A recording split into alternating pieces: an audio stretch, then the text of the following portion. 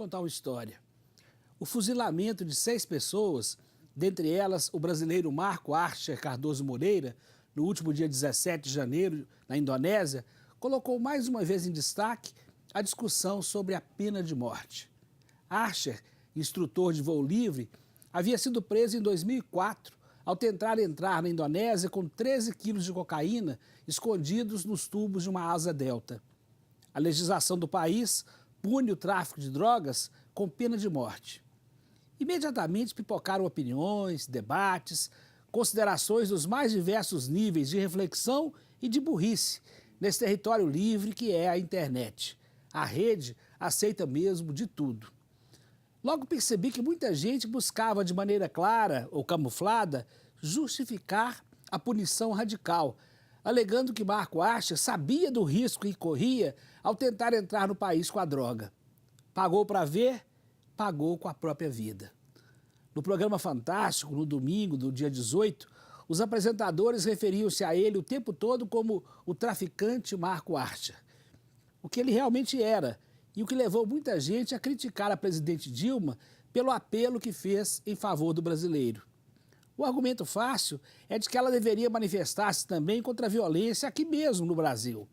Afinal, dados de 2012, os mais completos e atualizados da violência, indicam que em um ano 56.337 pessoas foram assassinadas, numa pena de morte informal que já é executada diariamente nos 4 cantos do nosso país. Diante desses e de outros números no mapa da violência no Brasil, a execução de Marco Archer, traficante, réu confesso, e que, segundo as autoridades indonésias, teve cumpridas todas as etapas e prerrogativas de um processo legal, essa morte parece irrelevante. Mas não é.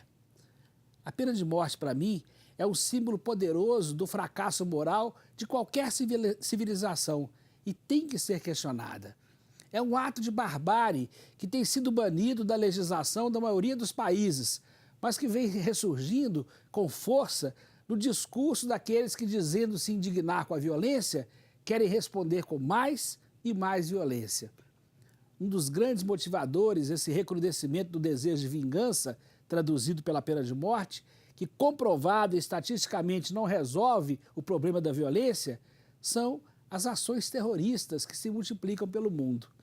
Al-Qaeda, Boko Haram, Estado Islâmico, são organizações que, teoricamente, em nome de uma religião, o Islã, mostram pessoas sendo decapitadas diante de câmeras, reféns sendo executados por uma criança, uma menina de 10 anos transformada em bomba ambulante, explodindo e matando dezenas de pessoas no mercado, na Nigéria, terroristas invadindo a redação de um jornal e dizimando todos que ali estavam.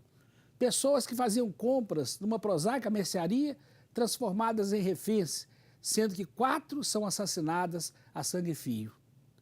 Tudo isso no espaço de alguns poucos dias, sem falar nas outras mortes anônimas que viram apenas números e estatísticas na contabilidade do terror doméstico.